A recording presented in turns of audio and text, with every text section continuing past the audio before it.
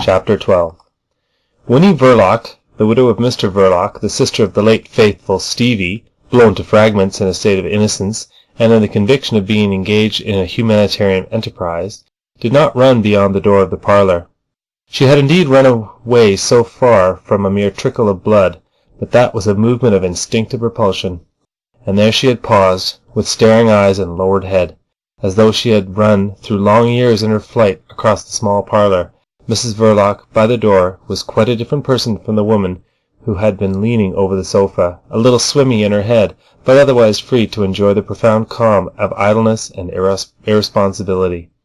Mrs. Verloc was no longer giddy. Her head was steady.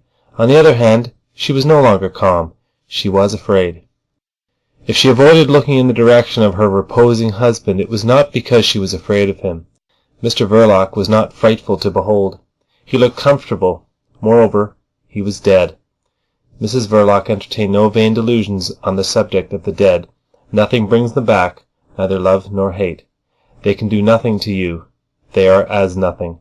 Her mental state was tinged by a sort of austere contempt for that man who had let himself be killed so easily. He had been the master of a house, the husband of a woman, and the murderer of her Stevie. And now he was of no account in every respect. He was of less practical account than the clothing on his body, than his overcoat, than his boots, than that hat lying on the floor. He was nothing. He was not worth looking at. He was even no longer the murderer of poor Stevie. The only murderer that would be found in the room when people came to look for Mr. Verloc would be herself. Her hands shook so that she failed twice in the task of refastening her veil. Mrs. Verloc was no longer a person of leisure and responsibility. She was afraid. The stabbing of Mr. Verloc had been only a blow. It had relieved the pent-up agony of shrieks strangled in her throat, of tears dried up in her hot eyes, of the maddening and indignant rage at the atrocious part played by that man, who was less than nothing now, in robbing her of the boy. It had been an obscurely prompted blow. The blood trickling on the floor of the handle of the knife had turned it into an extremely plain case of murder. Mrs. Verloc, who always refrained from looking deep into things, was compelled to look into the very bottom of this thing. She saw there no haunting face, no reproachful shade, no vision of remorse, no sort of ideal conception. She saw there an object. That object was the gallows. Mrs. Verloc was afraid of the gallows. She was terrified of them ideally, having never set eyes on that last argument of men's justice except in illustrative woodcuts to a certain type of tales. She first saw them erect against a black and stormy background, festooned with chains and human bones, circled about by birds that peck at dead men's eyes. This was frightful enough, but Mrs. Verloc, though not a well-informed woman, had a sufficient knowledge of the institutions of her country to know that gallows are no longer erected romantically on the banks of dismal rivers, or on windswept headlands, but in the yards of jails. There, within 4 high walls, as if into a pit, at dawn of day the murderer was brought out to be executed, with a horrible quietness, and, as the reports in the newspaper always said, in the presence of authorities. With her eyes staring on the floor, her nostrils quivering with anguish and shame, she imagined herself all alone amongst a lot of strange gentlemen in silk hats, who were calmly proceeding about the business of hanging her by the neck. That! Never! Never! And how was it done? The impossibility of imagining the details of such quiet execution added something maddening to her abstract terror. The newspapers never gave any details except one, but that one, with some affectation, was always there at the end of a meagre report. Mrs. Verloc remembered its nature. It came with a cruel burning pain into her head, as if the words, "The drop given was 14 feet," that had been scratched on her brain with a hot needle. The drop given was 14 feet. These words affected her physically, too. Her throat became convulsed in waves to resist strangulation, and the apprehension of the jerk was so vivid that she seized her head in both hands as if to save it from being torn off her shoulders. The drop given was 14 feet. No! That must never be. She could not stand that. The thought of it was not bearable. She could not stand thinking of it. Therefore Mrs. Verloc formed the resolution to go at once and throw herself into the river off one of the bridges. This time she managed to refasten her veil. With her face as if masked, all black from head to foot except for some flowers in her hat, she looked up mechanically at the clock. She thought it must have stopped. She could not believe that only 2 minutes had passed since she had looked at it last. Of course not. It had been stopped all the time. As a matter of fact, only 3 minutes had elapsed from the moment she had drawn the first deep, easy breath after the blow to this moment when Mrs. Verloc formed the resolution to drown herself in the Thames. But Mrs. Verloc could not believe that. She seemed to have heard or read that clocks and watches always stopped at the moment of murder, for the undoing of the murderer. She did not care. To the bridge, and over I go. But her movements were slow. She dragged herself painfully across the shop. She had to hold on to the handle of the door before she found the necessary fortitude to open it. The street frightened her, since it led either to the gallows or to the river. She floundered over the doorstep, head forward, arms thrown out like a person falling over the parapet of a bridge. This entrance into the open air had a foretaste of drowning. A slimy dampness enveloped her, entered her nostrils, clung to her hair. It was not actually raining, but each gas lamp had a little rusty halo of mist. The van and horses were gone, and in the black street the curtained window of the carter's eating-house made a square patch of soiled blood-red light glowing faintly, very near the level of the pavement. Mrs. Verloc, dragging herself slowly towards it, though that she was a very friendless woman. It was true, it was so true that in a sudden longing to see some friendly face she could think of no one else but of Mrs. Neal, the charwoman. She had no acquaintance of her own. Nobody would miss her in a social way. It must not be imagined that the widow Verloc had forgotten her mother. This was not so. Winnie had been a good daughter because she had been a devoted sister. Her mother had always leaned on her for support. No consolation or advice could be expected there. Now that Stevie was dead, the bonds seemed to be broken. She could not face the old woman with the horrible tale. Moreover, it was too far. The river was her present destination. Mrs. Verloc tried to forget her mother. Each step cost her an effort of will which seemed the last possible. Mrs. Verloc had dragged herself past the red glow of the eating-house window. To the bridge, and over I go, she repeated to herself, with fierce obstinacy. She put out her hand just in time to steady herself against a lamp-post.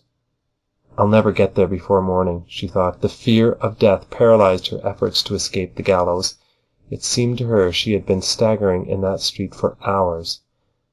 I'll never get there, she thought. They'll find me knocking about the streets. It's too far. She held on, panting, under her black veil. The drop given was 14 feet. She pushed the lamp-post away from her violently, and found herself walking, but another wave of faintness overtook her like a great sea, washing away her heart clean out of her breast. I will never get there, she muttered, suddenly arrested, swaying slightly where she stood. Never.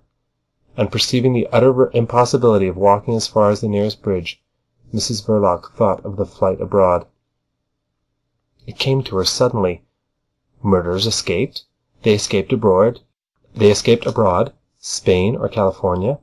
Mere names. The vast world created for the glory of man was only a vast blank to Mrs. Verloc. She did not know which way to turn. Murderers had friends, relations, helpers. They had knowledge. She had nothing.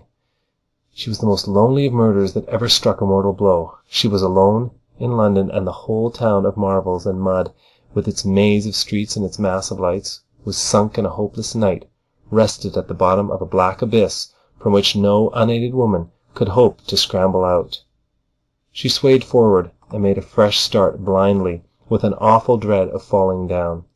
But at the end of a few steps, unexpectedly, she found a sensation of support, of security. Raising her head, she saw a man's face peering closely at her veil. Comrade Ossipon was not afraid of strange women, and no feeling of false delicacy could prevent him from striking an acquaintance with a woman, apparently very much intoxicated. Comrade Ossipon was interested in women. He held up this one between his two large palms, peering at her in a business-like way, till he heard her say faintly, Mr. Ossipon!" And then he very nearly let her drop to the ground. "Mrs. Verloc!" he exclaimed. "You here?" It seemed impossible to him that she should have been drinking, but one never knows. He did not go into that question, but attentive not to discourage kind fate surrendering to him the widow of Conrad Verloc, he tried to draw her to his breast. To his astonishment she came quite easily, and even rested on his arm for a moment before she attempted to disengage herself. Comrade Ossipon would not be brusque with kind fate. He withdrew his arm in a natural way. "You recognized me," she faltered out, standing before him, fairly steady on her legs. "Of course I did," said Ossipon with perfect readiness. "I was afraid you were going to fall. I've thought of you too often lately not to recognize you anywhere, at any time. I've always thought of you, ever since I first set eyes on you." Mrs. Verloc seemed not to hear. "You were coming to the shop?" she said nervously. "Yes, at once," answered Ossipon. "Directly. I read the paper."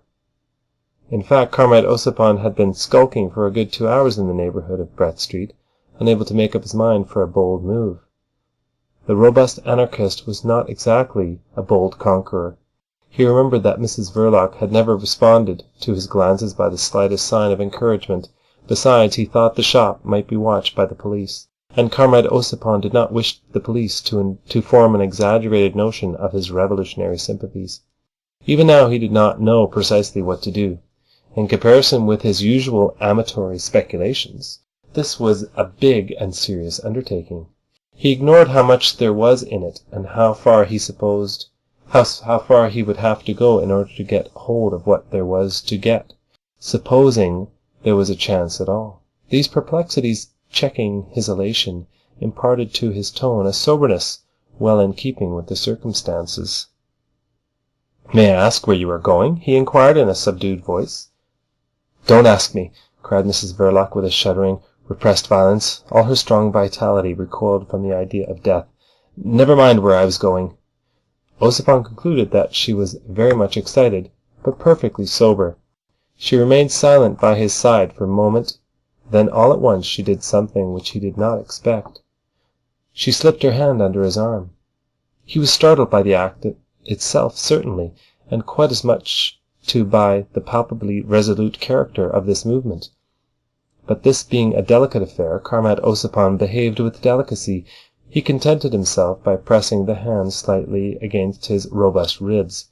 At the same time he felt himself being impelled forward, and yielded to the impulse. At the end of Brett Street he became aware of being directed to the left. He submitted. The fruiterer at the corner had put out the blazing glory of his oranges and lemons, and Brett Place was all darkness, interspersed with the misty halos of the few lamps defining its triangular shape, with a cluster of 3 lights on one stand in the middle. The dark forms of the man and the woman glided slowly arm in arm along the walls with a lover-like and homeless aspect in the miserable night. "What would you say if I were to tell you that I was going to find you?" Mrs. Verloc asked, gripping his arm with force. "I would say that you couldn't find anyone more ready to help you in your trouble," answered Ossipon, with a notion of making tremendous headway. In fact, the progress of his delicate affair was almost taking his breath away. "In my trouble," Mrs. Verloc repeated slowly. "Yes, and do you know what my trouble is?" she whispered with strange intensity. 10 minutes after seeing the evening paper, explained Ossipon with ardour. "I met a fellow whom you may have seen once or twice at the shop, perhaps, and I had a talk with him, which left no doubt whatever in my mind. Then I started for here, wondering whether I've been fond of you beyond words ever since I set eyes on your face," he cried, as if unable to command his feelings. Comrade Ossipon assumed correctly that no woman was capable of wholly disbelieving such a statement, but he did not know that Mrs. Verloc accepted it with all the fierceness the instinct of self-preservation puts into the grip of a drowning person. To the widow of Mr. Verloc, the robust anarchist was like a radiant messenger of life. They walked slowly in step. "I thought so," Mrs. Verloc murmured faintly. "You read it in my eyes," suggested Ossipon with great assurance. "Yes," she breathed out into his inclined ear. A love like mine could not be concealed from a woman like you, he went on, trying to detach his mind from material considerations such as the business value of the shop and the amount of money Mr. Verloc might have left in the bank. He applied himself to the sentimental side of the affair. In his heart of hearts he was a little shocked at his success. Verloc had been a good fellow and certainly a very decent husband as far as one could see. However, Comrade Ossipon was not going to quarrel with his luck for the sake of a dead man. Resolutely he suppressed his sympathy for the ghost of Comrade Verloc and went on. I could not conceal it. I was too full of you. I dare say you could not help seeing it in my eyes. But I could not guess it. You were always so distant. What else did you expect? Burst out Mrs. Verloc. I was a respectable woman. She paused, then added, as if speaking to herself in sinister resentment, till he made me what I am. Ossipon let that pass and took up his running. He never did seem to me to be quite worthy of you, he began, throwing loyalty to the winds. You were worthy of a better fate. Mrs. Verloc interrupted bitterly. Better fate? He cheated me out of 7 years of life. You seemed to live so happily with him. Ossipon tried to exculpate the lukewarmness of his past conduct. It's that what's made me timid. You seemed to love him. I was surprised and jealous, he added. Love him? Mrs. Verloc cried out in a whisper, full of scorn and rage. Love him? I was a good wife to him. I am a respectable woman. You thought I loved him? You did. Look here, Tom. The sound of this name thrilled Comrade Ossipon with pride, for his name was Alexander, and he was called Tom by arrangement with the most familiar of his intimates. It was a name of friendship, of moments of expansion. He had no idea that she had ever heard it used by anybody. It was apparent that she had not only caught it, but had treasured it in her memory, perhaps in her heart. Look here, Tom. I was a young girl. I was done up. I was tired. I had 2 people depending on what I could do, and it did seem as if I couldn't do any more. 2 people, Mother and the boy. He was much more mine than Mother's. I sat up nights and nights with him on my lap, all alone upstairs when I wasn't more than 8 years old myself. And then he was mine. I tell you, you can't understand that. No man can understand it. What was I to do? There was a young fellow. The memory of the early romance with the young butcher survived tenacious like the image of a glimpsed ideal in that heart quailing before the fear of the gallows and full of revolt against death. That was the man I loved then, went on the widow of Mr. Verloc. I suppose he could see it in my eyes too, 25 shillings a week, and his father threatened to kick him out with the business if he made such a fool of himself as to marry a girl with a crippled mother and a crazy idiot of a boy on her hands. But he would hang about me till one evening I found the courage to slam the door in his face. I had to do it. I loved him dearly. 25 shillings a week. There was that other man, a good lodger. What is a girl to do? Could I have gone on the streets? He seemed kind. He wanted me anyhow. What was I to do with Mother and that poor boy, eh? I said yes. He seemed good-natured. He was free-handed. He had money. He never said anything. 7 years. 7 years a good wife to him. The kind, the good, the generous, and he loved me. Oh, yes, he loved me, till I sometimes wished myself. 7 years. 7 years a wife to him. And do you know what he was, that dear friend of yours? Do you know what he was? He was a devil. The superhuman vehemence of that whispered statement completely stunned Comrade Ossipon. Winnie Verloc, turning about, held him by both arms, facing him under the falling mist in the darkness and solitude of Brett Place, in which all sounds of life seemed lost as if in a triangular well of asphalt and bricks, of blind houses and unfeeling stones. No, I didn't know, he declared, with a sort of flabby stupidity, whose comical aspect was lost upon a woman haunted by the fear of the gallows. But I do now. I understand, he floundered on, his mind speculating as to what sort of atrocities Verloc could have practised under the sleepy, placid appearances of his married estate. It was positively awful. "I understand," he repeated, and then, by a sudden inspiration, uttered, "Unhappy woman!" Of lofty commiseration instead of the more familiar "poor darling" of his usual practice. This was no usual case. He felt conscious of something abnormal going on, while he never lost sight of the greatness of the stake. Unhappy, brave woman! He was glad to have discovered that variation, but he could discover nothing else. "Ah, but he is dead now," was the best he could do, and he put a remarkable amount of animosity into his guarded exclamation. Mrs. Verloc caught at his arm with a sort of frenzy. "You guessed then he was dead?" she murmured, as if beside herself. "You guessed what I had to do? Had to?" There were suggestions of triumph, relief, gratitude in the indefinable tone of these words. It engrossed the whole attention of Ossipon to the detriment of mere literal sense. He wondered what was up with her, why she had worked herself into this state of wild excitement. He even began to wonder whether the hidden causes of that Greenwich Park affair did not lie deep in the unhappy circumstances of the Verlocs' married life. He went so far as to suspect Mr. Verloc of having selected that extraordinary manner of committing suicide. By Jove, that would account for the utter inanity and wrong-headedness of the thing. No anarchist manifestation was required by the circumstances. Quite the contrary, and Verloc was as well aware of that as any other revolutionist of his standing. What an immense joke if Verloc had simply made fools of the whole of Europe, of the revolutionary world, of the police, of the press, and of the cocksure professor as well. Indeed, thought Ossipon in astonishment, it seemed almost certain that he did. Poor beggar! It struck him as very possible that the household of two it wasn't precisely the man who was the devil. Alexander Ossipon, nicknamed the Doctor, was naturally inclined to think indulgently of his men friends. He eyed Mrs. Verloc hanging on his arm. Of his women friends he thought in a specially practical way. Why Mrs. Verloc should exclaim at his knowledge of Mr. Verloc's death, which was no guess at all, did not disturb him beyond measure. They often talked like lunatics, but he was curious to know how she had been informed. The papers could tell her nothing beyond the mere fact, the man blown to pieces in Greenwich Park, not having been identified.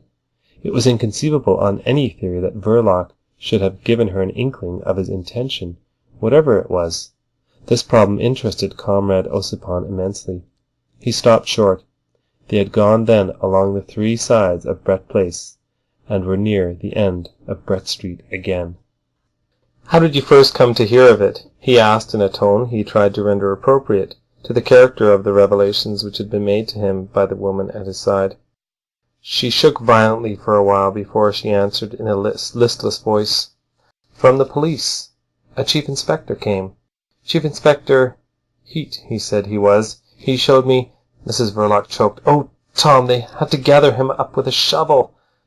Her breast heaved with dry sobs. In a moment Ossipon found his tongue. "The police? Do you mean to say the police came already? The Chief Inspector Heat himself actually came to tell you?" "Yes," she confirmed in the same listless tone. "He came just like this. He came. I didn't know. He showed me a piece of overcoat, and just like that, do you know this? He says—" "Heat? Heat? And what did he do?" Mrs. Verloc's head dropped. "Nothing. He did nothing. He went away. The police were on that man's side," she murmured tragically. "Another one came too." "Another? Another inspector, do you mean?" asked Ossipon in great excitement, and very much in the tone of a scared child. "I don't know. He came. He looked like a foreigner. He may have been one of them embassy people." Comrade Ossipon nearly collapsed under this new shock. "Embassy?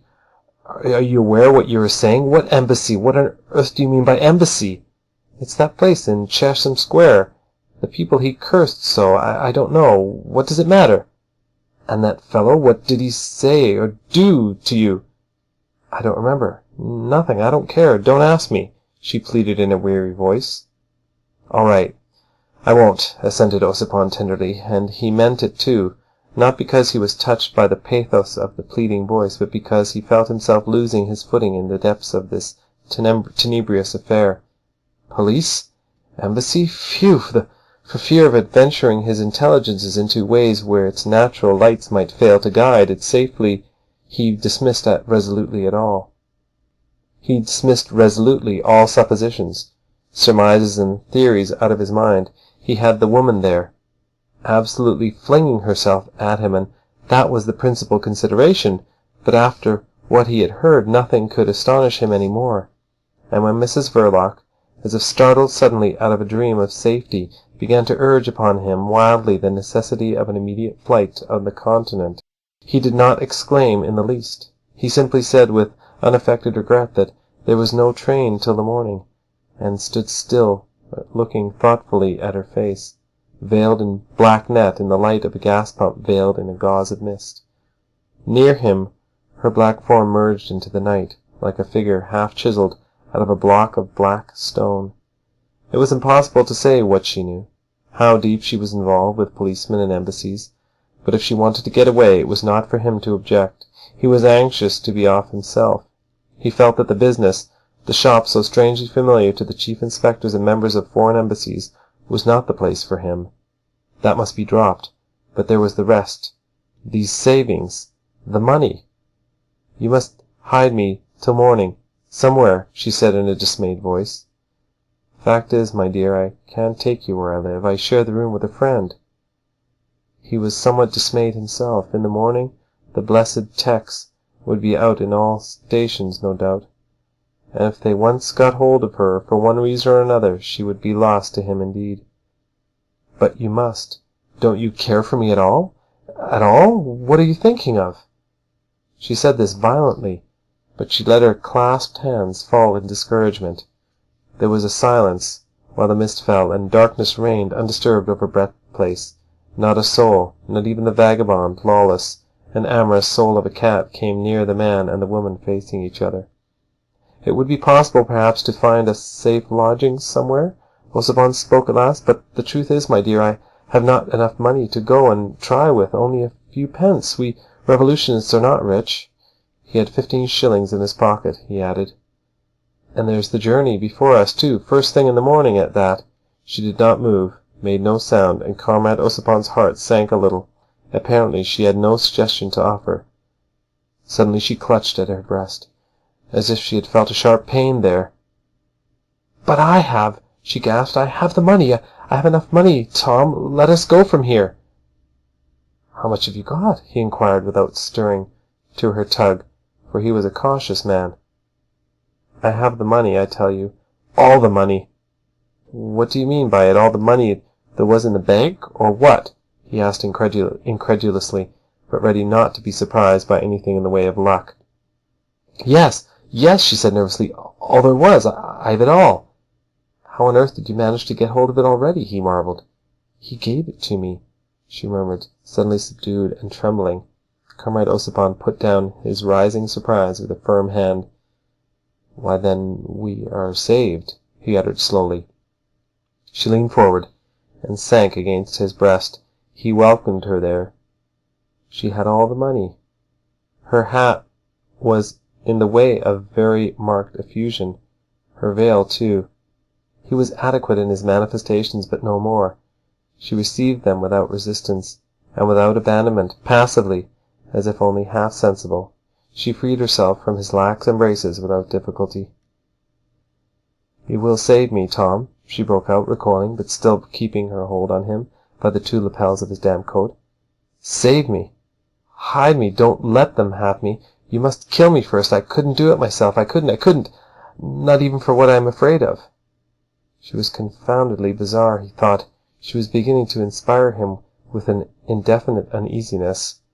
He said surlily, for he was busy with important thoughts, "What the devil are you afraid of?"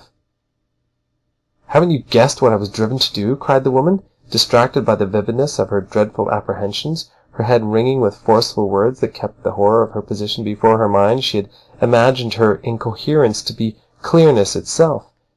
She had no conscience of how little she had audibly said in the disjointed phrases completed only in her thought. She had felt the relief of a full confession.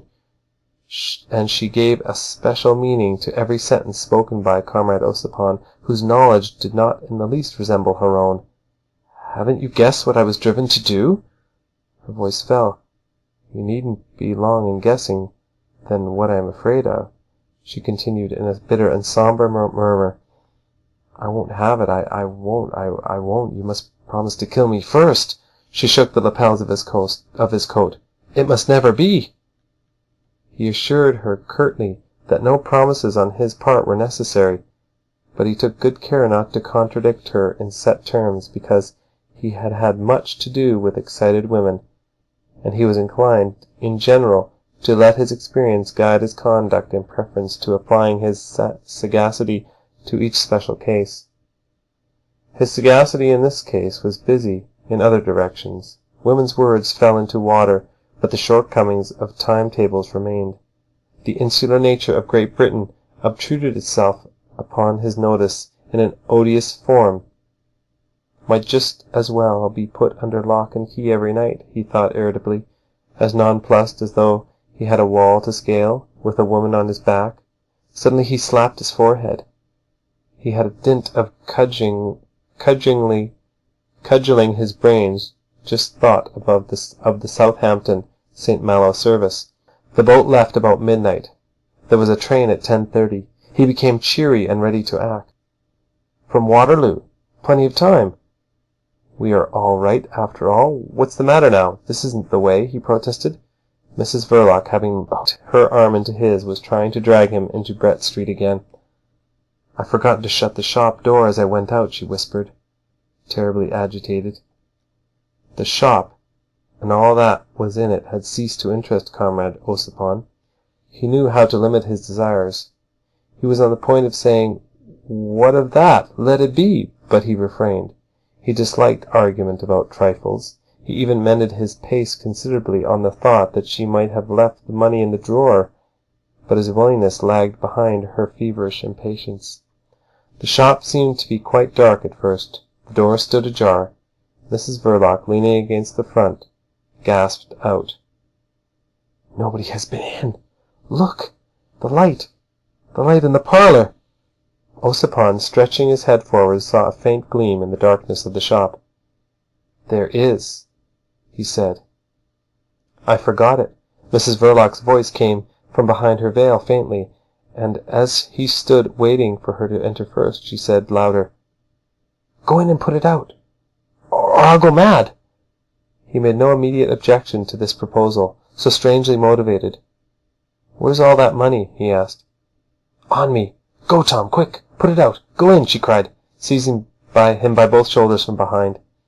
Not prepared for a display of physical force, Comrade Ossipon stumbled far into the shop before her push.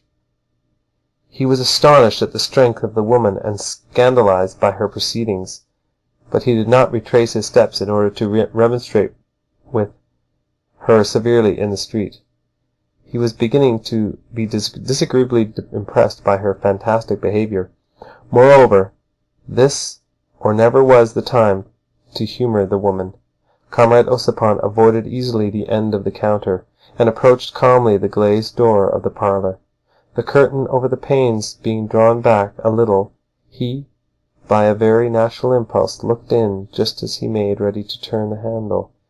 He looked in without a thought, without intention, without curiosity of any sort. He looked in because he could not help looking in. He looked in and discovered Mr. Verloc reposing quietly on the sofa. A yell, coming from the innermost depths of his chest, died out unheard and transformed into a sort of greasy, sickly taste on his lips. At the same time, the mental personality of Comrade Ossipon executed a frantic leap backward, but his body, left thus without intellectual guidance, held on to the door handle with the unthinking force of an instinct. The robust anarchist did not even totter, and he stared, his face close to the glass, his eyes protruding out of his head. He would have given anything to get away, but his returning reason informed him that it would not do to let go the door handle. What was it? Madness? A nightmare? Or a trap into which he had been decoyed with fiendish artfulness. Why, what for, he did not know.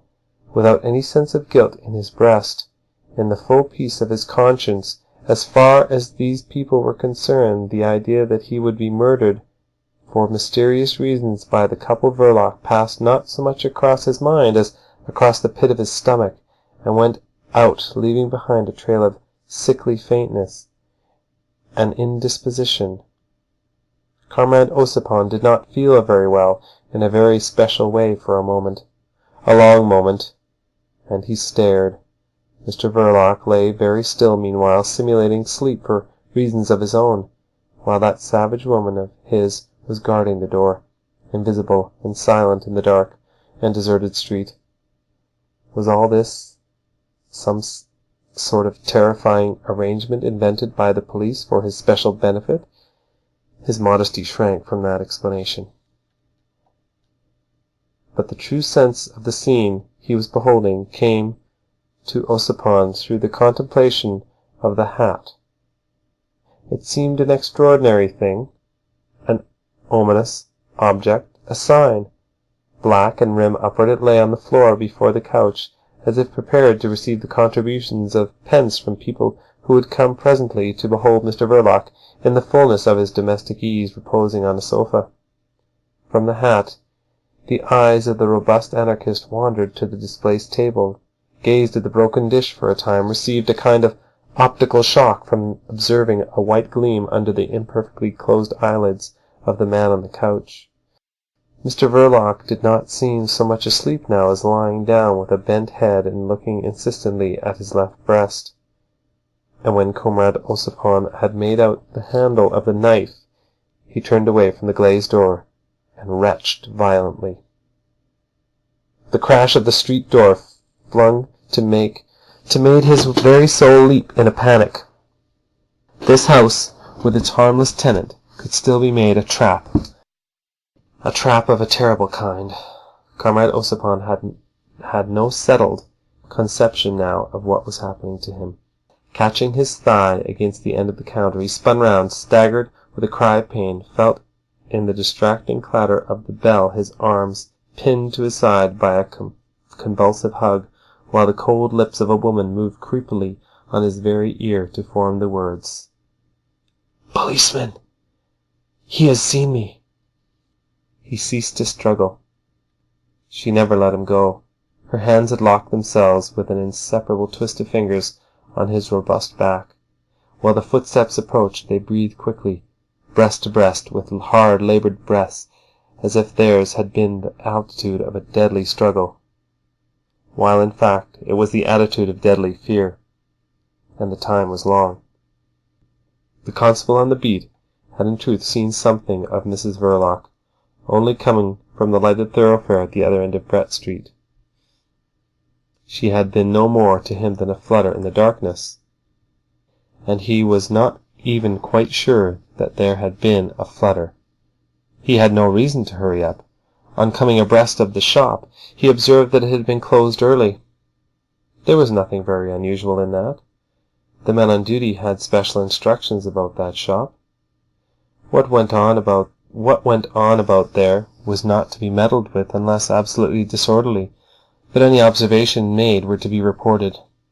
There were no observations to make, but from a sense of duty, and for the peace of his conscience, owing also to that doubtful flutter in the darkness, the constable crossed the road and tried the door. The spring latch, whose key was reposing for ever off duty in the late Mr. Verloc's waistcoat pocket, held as well as usual. While the conscientious officer was shaking the handle, Ossipon felt the cold lips of the woman stirring again creepily against his very ear. "If he comes in, kill me. Kill me, Tom." The constable moved away, flashing as he passed the light of his dark lantern, merely for form's sake, at the shop window.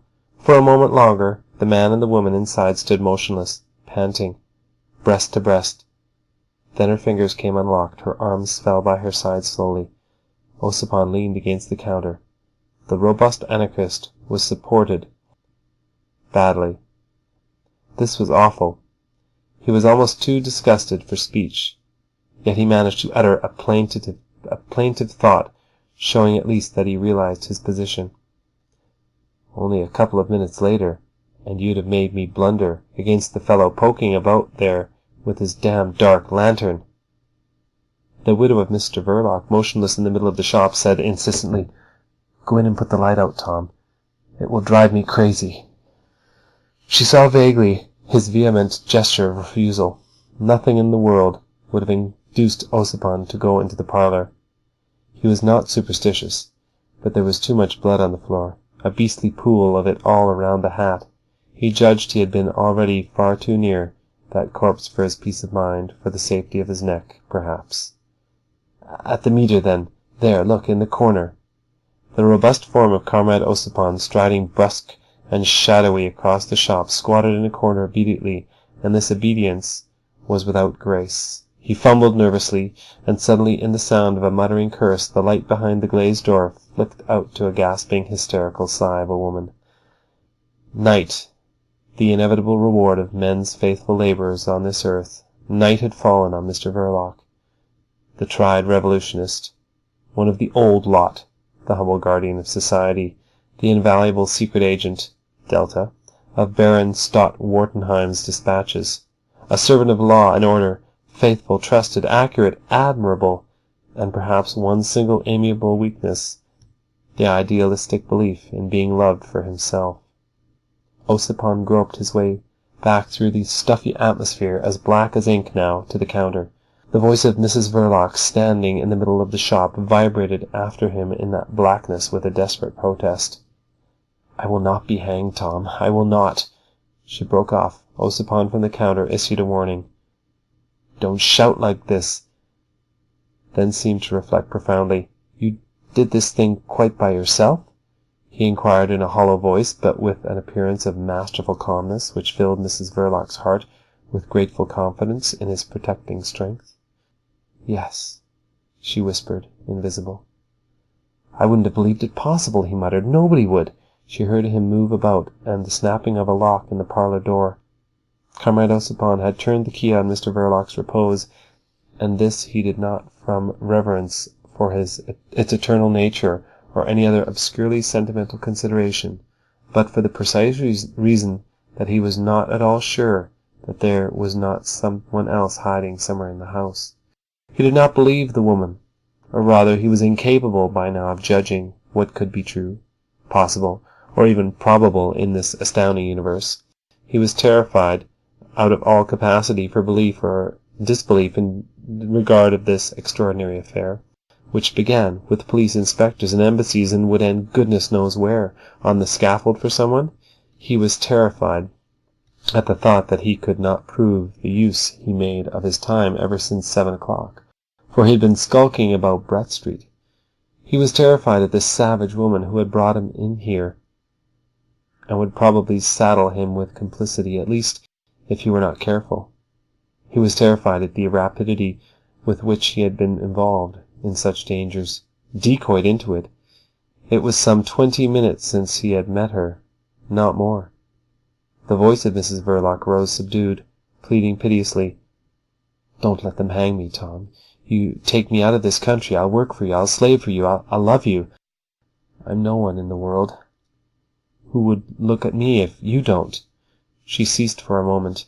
Then in the depths of the loneliness she made round by her an insignificant thread of blood trickling off the handle of a knife. She found a dreadful inspiration to her, who had been the respectable girl of the Belgravian mansion, the loyal, respectable wife of Mr. Verloc. "I won't ask you to marry me," she breathed out in shamefaced accents. She moved a step forward in the darkness. He was terrified at her. He would not have been surprised if she had suddenly produced another knife destined for his breast. He certainly would have made no resistance. He had really not enough fortitude in him just then to tell her to keep back. But he inquired in a cavernous, strange tone, "Was he asleep?"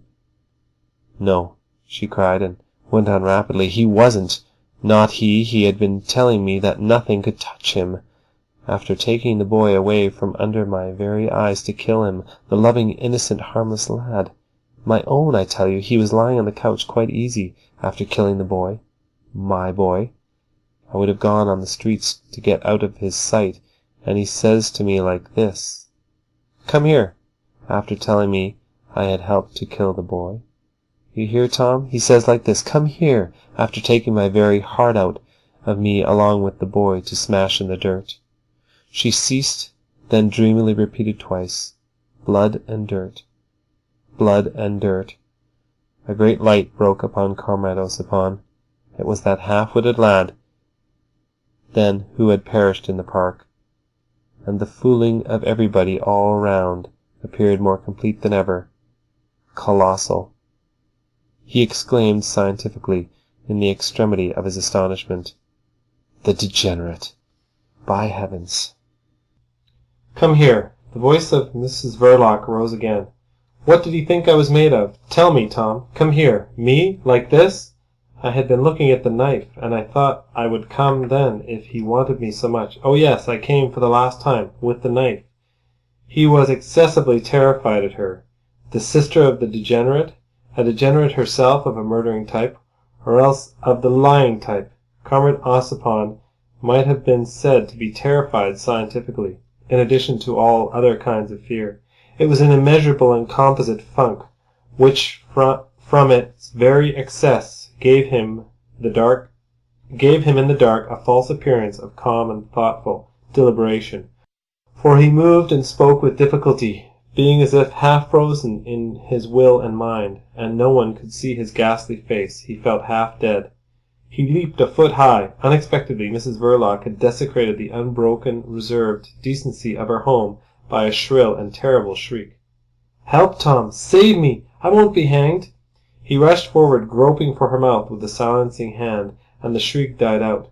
But in his rush he had knocked her over. He felt her now clinging round his legs, and his terror reached its culminating point, became a sort of intoxication, entertained delusions, acquired the characteristics of delirium tremens. He positively saw snakes now. He saw the woman twined round him like a snake, not to be shaken off. She was not deadly. She was death itself, the companion of life.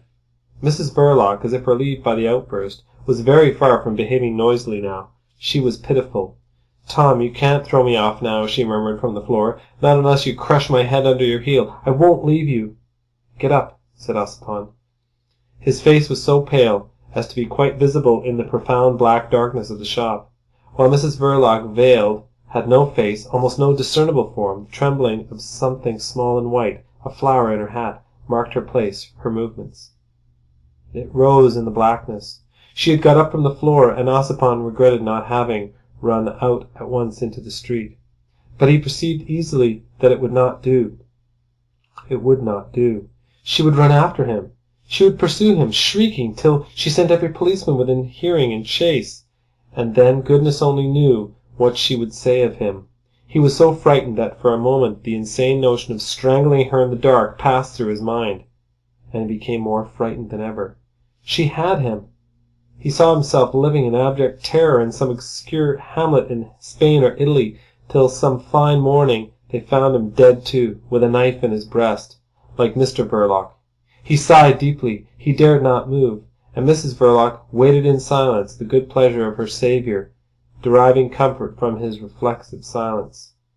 Suddenly he spoke in an almost natural voice. His reflections had come to an end. "Let's get out, or we will lose the train." "Where are we going to, Tom?" she asked timidly. Mrs. Verloc was no longer a free woman. "Let's get to Paris first, the best way we can. Get out first and see if the way's clear." She obeyed. Her voice became subdued through the cautiously opened door. "It's all right." Ossipon came out, notwithstanding his endeavours to be gentle.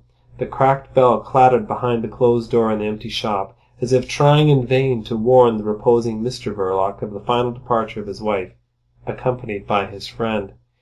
In the hansom they presently picked up. The robust anarchist became explanatory.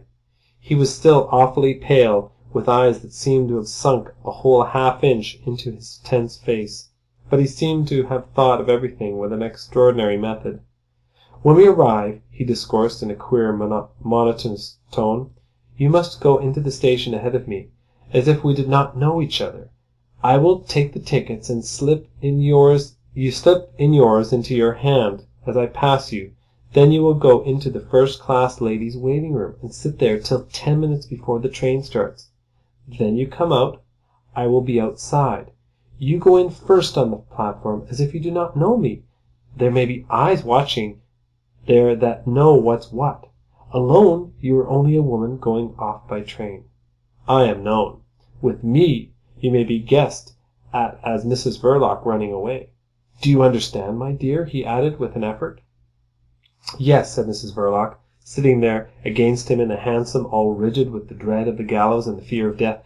"Yes, Tom." And she added to herself like an awful refrain, "The drop given was 14 feet." Ossipon, not looking at her, and with a face like a fresh plaster cast of himself after a wasting illness, said, "By the by, I ought to have the money for the tickets now." Mrs. Verloc, undoing some hooks of her bodice, while she went on staring ahead beyond the splashboard, handed him the new pigskin pocket-book. He received it without a word and seemed to plunge it deep somewhere into his very breast. Then he slapped his coat on the outside. All this was done without the exchange of a single glance. They were like two people looking out for the first sight of a desired goal. It was not till the hansom swung around the corner and towards the bridge that Ossipon opened his lips again. "Do you know how much money there is in that thing?" he asked, as if addressing slowly some hobgoblin sitting between the ears of the horse. "No," said Mrs. Verloc. "He gave it to me. I didn't count. I thought nothing of it at the time. Afterwards—" She moved her hand a little. It was so expressive, that little movement of that hand which had struck the deadly blow into the man's heart less than an hour before, that Ossipon could not repress a shudder. He exaggerated it then purposely, and muttered, "I am cold. I got chilled through." Mrs. Verloc looked straight ahead at the perspective of her escape. Now and then, like a sable streamer blown across a road, the words, "The drop given was 14 feet," got in the way of her tense stare. Through her black veil the whites of her big eyes gleamed lustrously like the eyes of a masked woman. Ossipon's rigidity had something businesslike, a queer official expression. He was heard again all of a sudden, as though he had released a catch in order to speak. "Look here. Do you know whether he kept his account at the bank in his own name or in some other name?" Mrs. Verloc turned upon him her masked face and the big white gleam of her eyes. "Other name?" she said thoughtfully. "Be exact in what you say," Ossipon lectured in the swift motion of the hansom. "It's extremely important. I will explain to you. The bank has the numbers of these notes. If they were paid to him in his own name, and when his death becomes known, the notes may serve to track us, since we have no other money. You have no other money on you?" She shook her head negatively. "None whatever?" he insisted. "A few coppers." "It would be dangerous in that case. The money would have then to be dealt specially with. Very specially. We'd have perhaps to lose more than half the amount in order to get these notes changed in a certain safe place I know of in Paris. In the other case, I mean, if he had his account and got paid out under some other name, say Smith, for instance, the money is perfectly safe to us. You understand? The bank has no means of knowing that Mr. Verloc and, say, Smith are one and the same person. Do you see how important it is that you should make no mistake in answering me? Can you answer that query at all? Perhaps not, eh?"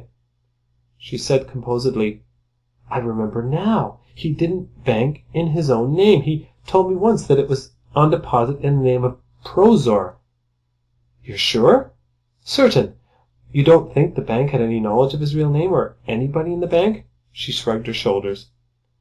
"How can I know? Is it likely, Tom?" "No, I suppose it's not likely. It would have been more comfortable to know. Here we are. Get out first and walk straight in. Move smartly." He remained behind, and paid the cabman out of his own loose silver. The programme, traced by his minute foresight, was carried out. When Mrs. Verloc, with her ticket for St. Malo in her hand, entered the ladies' waiting room, Comrade Ossipon walked into the bar, and in 7 minutes absorbed 3 goes of hot brandy and water. "Trying to drive out a cold," he explained to the barmaid with a friendly nod and grimacing smile. Then he came out, bringing out from that festive interlude the face of a man who had drunk at the very fountain of sorrow. He raised his eyes to the clock. It was time. He waited. Punctual, Mrs Verloc came out, and with her veil down, and all black as commonplace death itself, crowned with a few cheap and pale flowers. She passed close to a little group of men who were laughing, but whose laughter could have been struck dead by a single word. Her walk was indolent, but her back was straight, and Comrade Ossipon looked after it in terror before making a start himself.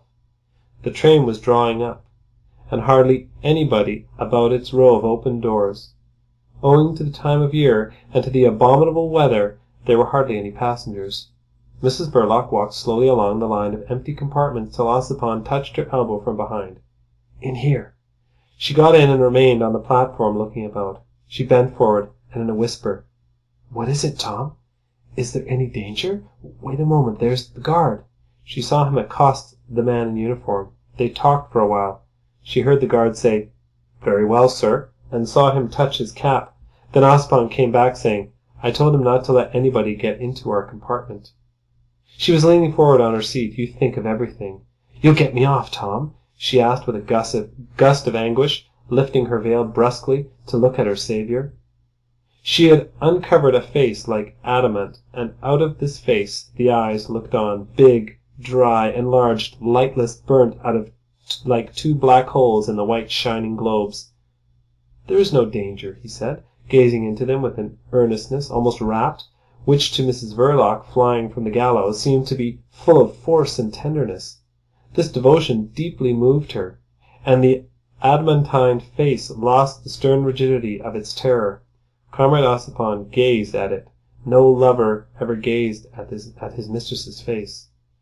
Alexander Ossipon, anarchist, nicknamed the Doctor, author of a medical and improper pamphlet, late lecturer on the social aspects of hygiene to Working Men's Club, was free from the trammels of conventional morality, but he submitted to the rule of science. He was scientific, and he gazed scientifically at that one, the sister of a degenerate herself, of a murdering type. He gazed at her and invoked Lombroso, as an Italian peasant recommends himself to his favourable saint. He gazed scientifically. He gazed at her cheeks, at her nose, at her eyes, at her ears. Bad. Fatal. Mrs Verloc's pale lips parting slightly relaxed under his passionately attentive gaze. He gazed also at her teeth. Not a doubt remained. A murdering type. If Comrade Ossipon did not recommend his terrified soul to Lombroso, it was only because on scientific grounds he could not believe that he carried about him such a thing as a soul. But he had in him the scientific spirit, which moved him to testify on the platform of a railway station in nervous, jerky phrases. He was an extraordinary lad, that brother of yours. Most interesting to study. A perfect type in a way. Perfect. He spoke scientifically in his secret fear, and Mrs Verloc, hearing these words of commendation vouchsafed to her beloved dead, swayed forward with a flicker of light in her sombre eyes, like a ray of sunshine heralding a tempest of rain. "He was that indeed," she whispered softly, with quivering lips. "You took a lot of notice of him, Tom. I loved you for it." "It's almost incredible the resemblance there was between you two," pursued Ossipon, giving a voice to his abiding dread, and trying to conceal his nervous, sickening impatience for the train to start. "Yes, he resembled you." These words were not especially touching or sympathetic, but the fact of that resemblance insisted upon was enough in itself to act upon her emotions powerfully. With a little faint cry, and throwing her arms out, Mrs Verloc burst into tears at last. Ossipon entered the carriage, hastily closed the door, and looked out to see the time by the station clock. 8 minutes more. For the first 3 of these Mrs Verloc wept violently and helplessly without pause or interruption. Then she recovered somewhat, and sobbed gently in an abundant fall of tears. She tried to talk to her saviour, to the man who was the messenger of life. "Oh, Tom, how could I fear to die after he was taken away from me so cruelly? How could I be such a coward?" She lamented aloud her love of life, that life without grace or charm, and almost without decency, but of an exalted faithfulness, of purpose even unto murder. and as often happens in the lament of poor humanity, rich in suffering, but indignant in words, the truth, the very cry of truth, was found in a worn and artificial shape, picked up somewhere among the phrases of sham sentiment. How could I be so afraid of death? Tom, I tried, but I am afraid. I tried to do away with myself, and I couldn't. Am I hard? I suppose the cup of horrors was not full enough for such as me. Then when you came—" She paused, then a gust of confidence and gratitude. "I will live all my days for you, Tom," she sobbed out. "Go over into the other corner of the carriage, away from the platform," said Ossipon solicitously. She let her saviour settle her comfortably, and he watched the coming on of another crisis of weeping, still more violent than the first. He watched the symptoms with a sort of medical air, as if counting the seconds. He heard the guards whistle at last. An involuntary contraction of the upper lip bared his teeth with all the aspect of savage resolution as he felt the train beginning to move. Mrs Verloc had felt nothing, and Ossipon, her saviour, stood still. He felt the train roll quicker, rumbling heavy to the sound of the woman's loud sobs, and then crossing the carriage in 2 long strides, he opened the door deliberately and leaped out. He had leaped out at the very end of the platform, and such was his determination in sticking to his desperate plan that he managed by a sort of miracle, performed almost in the air, to slam to the door of the carriage. Only then did he find himself rolling head over heels like a shot rabbit. He was bruised, shaken, pale as death, and out of breath when he got up, but he was calm and perfectly able to meet the excited crowd of railwaymen who had gathered round him in a moment. He explained in gentle and convincing tones that his wife had started at a moment's notice for Brittany to her dying mother, that of course she was greatly upset, and he considerably concerned at her state, that he was trying to cheer her up, and he had absolutely failed to notice at first that the train was moving out, to the general exclamation, "Why didn't you go on to Southampton then, sir?" He objected with the inexperience of a young sister-in-law left alone in the house with 3 small children, and her alarm at his absence. The telegraph office being closed, he acted on impulse. "But I don't think I'll ever try that again," he concluded, smiled all around, distributed some small change, and marched without a limp out of the station.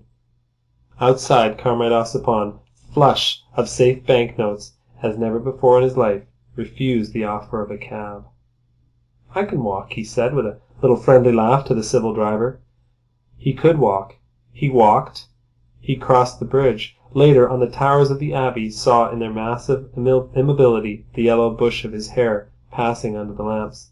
The lights of Victoria saw him too, and Sloane Square, and the railings of the park, and Comrade Ossipon once more found himself on a bridge. The river, a sinister marvel of still shadows and flowing gleams mingling below in a black silence, arrested his attention. He stood looking over the parapet for the first time. The clock tower boomed a brazen blast above his drooping head. He looked up at the dial. 12:30 of a wild night in the Channel. And again Comrade Ossipon walked. His robust form was seen that night on distant parts of the enormous town, slumbering monstrously on a carpet of mud under a veil of raw mist. It was seen crossing the streets without life and sound, or diminishing in the interminable straight perspectives of shadowy houses bordering empty roadways, lined by strings of gas lamps. He walked through squares, places, ovals, commons, through monotonous streets with unknown names, where the dust of humanity settles inert and hopeless out of the stream of life. He walked, and suddenly turning into a strip of a front garden with a mangy grass plot, he let himself into a small, grimy house with a latch key he took out of his pocket. He threw himself down on his bed, all dressed, and lay still for a whole quarter of an hour. Then he sat up suddenly, drawing up his knees and clasping his legs. The first dawn found him open-eyed in that same posture. This man who could walk so long, so far, so aimlessly, without showing a sign of fatigue, could also remain sitting still for hours, without stirring a limb or an eyelid. But when the late sun sent its rays into the room, he unclasped his hands and fell back on the pillow. His eyes stared at the ceiling, and suddenly they closed. Comrade Ossipon slept in the sunlight. Chapter 13. The enormous iron padlock on the doors of the wall cupboard was the only object in the room on which the eye could rest without becoming afflicted by the miserable unloveliness of forms and the poverty of material. Unsaleable in the ordinary course of business on account of its noble proportions, it had been ceded to the professor for a few pence by a marine dealer in the east of London. The room was large, clean, respectable, and poor, with that poverty suggesting the starvation of every human need except mere bread. There was nothing on the walls but the paper, an expanse of arsenical green soiled with indelible smudges here and there, and with stains resembling faded maps of uninhabited continents. At a deal table near a window sat Comrade Ossipon, holding his head between his fists. The professor, dressed in his only suit of shoddy tweeds, but flapping to and fro on the bare boards a pair of incredibly dilapidated slippers, had thrust his hands deep into the overstrained pockets of his jacket. He was relating to his robust guest a visit he had lately been paying to the apostle Michèle. The perfect anarchist had even been unbending a little. "The fellow didn't know anything of Verloc's death. Of course, he never looks at the newspapers. They make him too sad, he says. But never mind. I walked into his cottage. Not a soul anywhere. I had to shout half a dozen times before he answered me. I thought he was fast asleep yet, in bed, but not at all. He had been writing his book for 4 hours already. He sat in that tiny cage in a litter of manuscript. There was a half-eaten raw carrot on the table near him. His breakfast. He lives on a diet of raw carrots and a little milk now." "How does he look on it?" asked Comrade Ossipon listlessly. "Angelic. I picked up a handful of his pages from the floor. The poverty of reasoning is astonishing. He has no logic. He can't think consecutively. But that's nothing. He has divided his biography into 3 parts entitled Faith, Hope, Charity.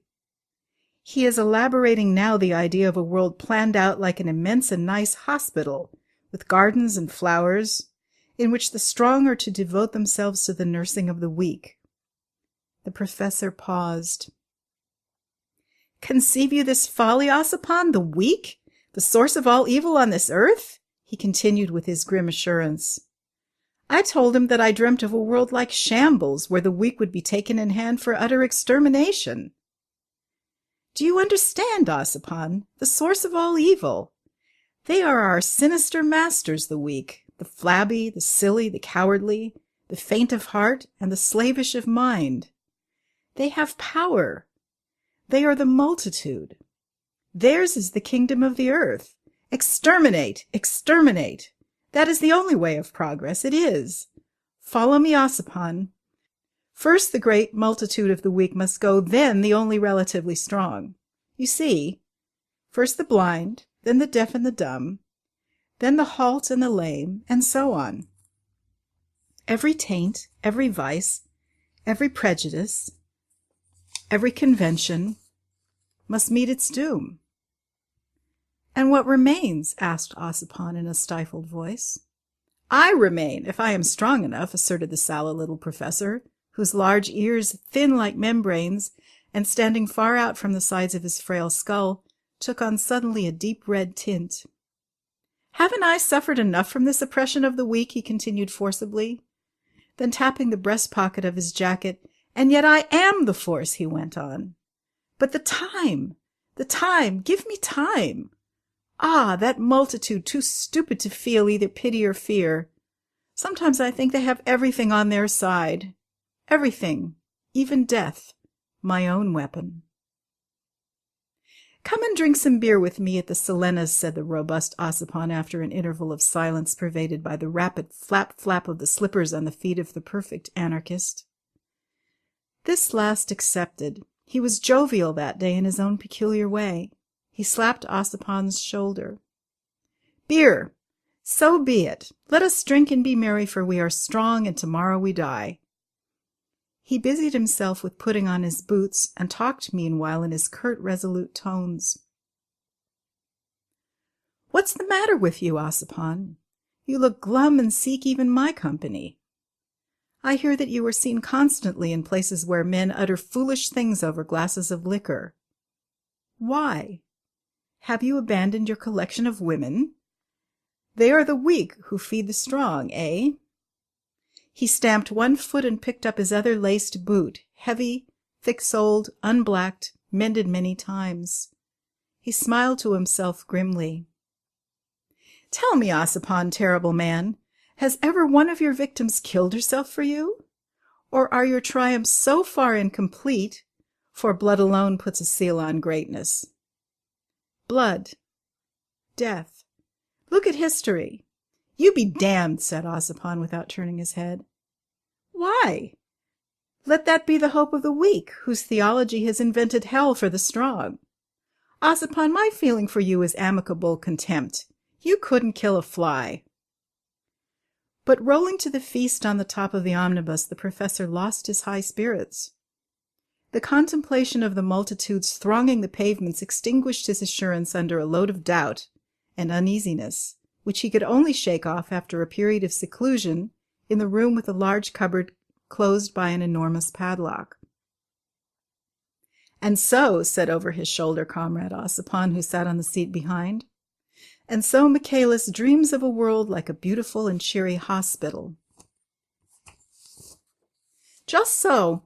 An immense charity for the healing of the weak," assented the professor sardonically. "That's silly," admitted Ossipon. "You can't heal weakness. But after all, Michaelis may not be so far wrong. In 200 years, doctors will rule the world. Science reigns already. It reigns in the shade, maybe, but it reigns.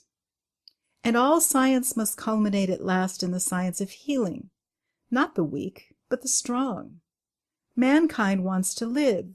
To live!" "Mankind," asserted the professor with a self-confident glitter of his iron-rimmed spectacles, "does not know what it wants." "But you do," growled Ossipon. "Just now you've been crying for time. Time. Well, the doctors will serve you out your time, if you are good.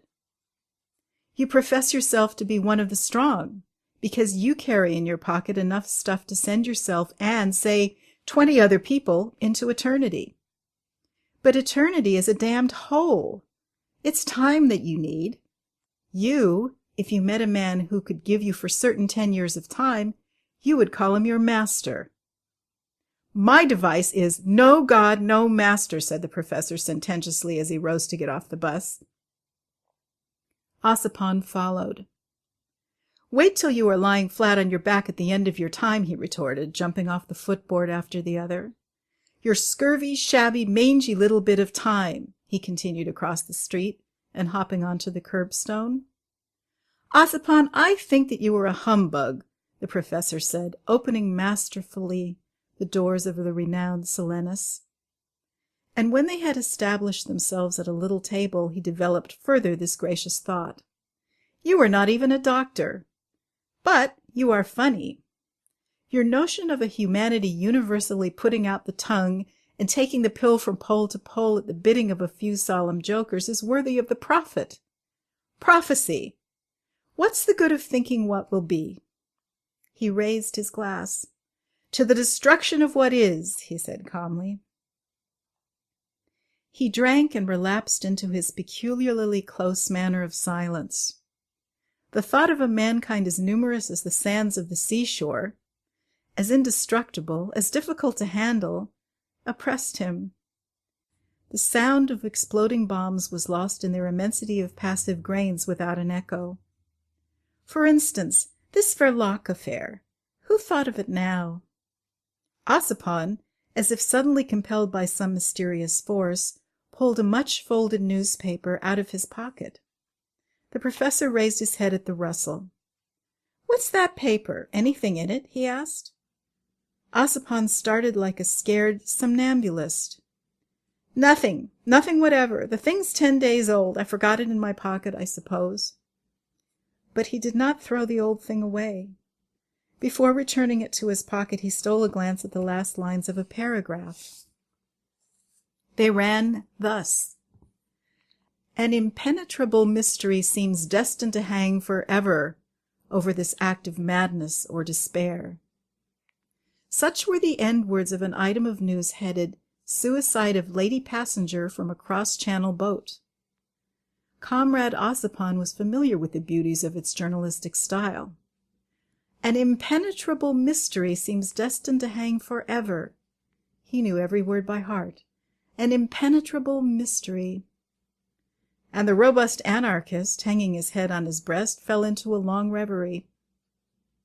He was menaced by this thing in the very sources of his existence.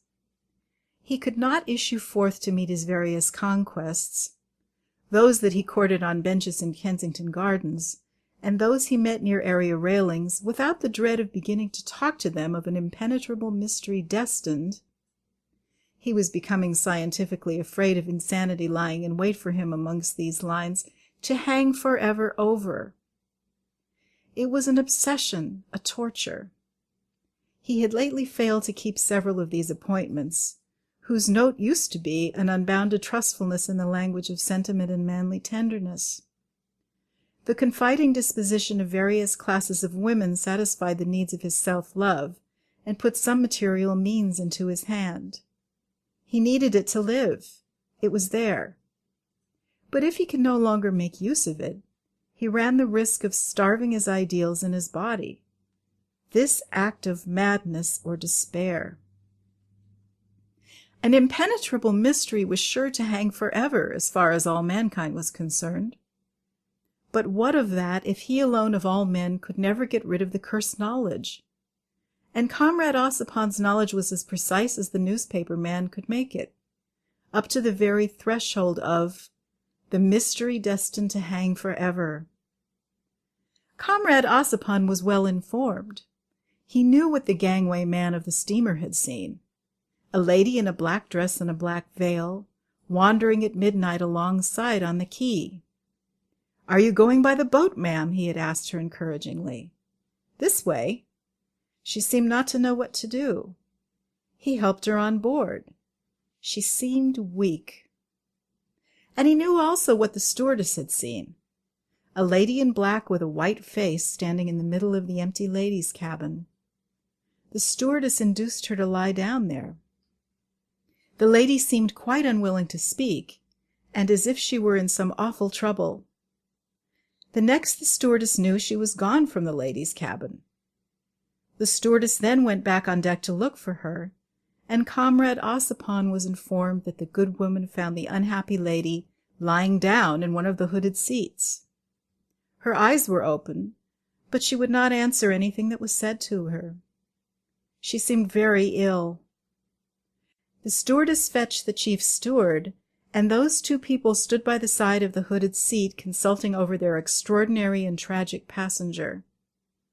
They talked in audible whispers, for she seemed past hearing, of St. Malo and the consul there, of communicating with her people in England. Then they went away to arrange for her removal down below, for indeed by what they could see of her face she seemed to them to be dying. But Comrade Ossipon knew that behind that white mask of despair there was struggling against terror and despair a vigor of vitality, a love of life that could resist the furious anguish which drives to murder and the blind mad fear of the gallows. He knew. But the stewardess and the chief steward knew nothing, except that when they came back for her in less than 5 minutes, the lady in black was no longer in the hooded seat. She was nowhere. She was gone. It was then 5 o'clock in the morning, and it was no accident either. An hour afterwards, one of the steamer's hands found a wedding ring left lying on the seat. It had stuck to the wood in a bit of wet, and its glitter caught the man's eye. There was a date, 24th June, 1879, engraved inside. An impenetrable mystery is destined to hang forever. And Comrade Ossipon raised his bowed head, beloved of various humble women of these isles, Apollo-like in the sunniness of its bush of hair. The professor had grown restless meantime. He rose. "Stay," said Ossipon hurriedly. "Here, what do you know of madness and despair?" The professor passed the tip of his tongue on his dry, thin lips and said doctorally, "There are no such things. All passion is lost now. The world is mediocre, limp, without force. And madness and despair are a force. And force is a crime in the eyes of the fools, the weak and the silly who rule the roost. You are mediocre. Verloc, whose affair the police has managed to smother so nicely, was mediocre. And the police murdered him. He was mediocre. Everybody is mediocre. Madness and despair. Give me that for a lever, and I'll move the world. Ossipon, you have my cordial scorn. You are incapable of conceiving even what the fat-fed citizen would call a crime. You have no force." He paused, smiling sardonically under the fierce glitter of his thick glasses. "And let me tell you that this little legacy they say you've come into has not improved your intelligence. You sit at your beer like a dummy. Good-bye." "Will you have it?" said Ossipon, looking up with an idiotic grin. "Have what?" "The legacy. All of it." The incorruptible professor only smiled. His clothes were all but falling off him, his boots shapeless with repairs, heavy like lead, let water in at every step. He said, "I will send you by and by a small bill for certain chemicals which I shall order tomorrow. I need them badly. Understood, eh?" Ossipon lowered his head slowly. He was alone. An impenetrable mystery. It seemed to him that suspended in the air before him, he saw his own brain pulsating to the rhythm of an impenetrable mystery.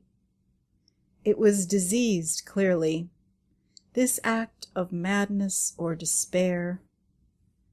The mechanical piano near the door played through a valse cheekily, then fell silent all at once, as if gone grumpy. Comrade Ossipon, nicknamed the doctor, went out of the Silenus beer hall. At the door he hesitated, blinking at a not too splendid sunlight, and the paper with the report of the suicide of a lady was in his pocket. His heart was beating against it. The suicide of a lady. This act of madness or despair. He walked along the street without looking where he put his feet, and he walked in a direction which would not bring him to the place of appointment with another lady, an elderly nursery governess putting her trust in an Apollo-like ambrosial head. He was walking away from it. He could face no woman. It was ruin. He could neither think, work, sleep, nor eat. But he was beginning to drink with pleasure, with anticipation, with hope. It was ruin. His revolutionary career, sustained by the sentiment and trustfulness of many women, was menaced by an impenetrable mystery. The mystery of a human brain pulsating wrongfully to the rhythm of journalistic phrases. Will hang forever over this act. It was inclining towards the gutter of madness or despair. "I am seriously ill," he muttered to himself with scientific insight. Already his robust form, with an embassy's Secret Service money, inherited from Mr. Verloc, in his pockets, was marching in the gutter as if in training for the task of an inevitable future. Already he bowed his broad shoulders, his head of ambrosial locks, as if ready to receive the leather yoke of the sandwich board. As on that night more than a week ago, Comrade Ossipon walked without looking where he put his feet, feeling no fatigue, feeling nothing, seeing nothing, hearing not a sound. An impenetrable mystery. He walked disregarded, this act of madness or despair. And the incorruptible professor walked too, averting his eyes from the odious multitude of mankind. He had no future. He disdained it. He was a force. His thoughts caressed the images of ruin and destruction. He walked frail, insignificant, shabby, miserable, and terrible in the simplicity of his idea, calling madness and despair to the regeneration of the world. Nobody looked at him. He passed on unsuspected and deadly, like a pest in the street full of men. End of Chapter XIII.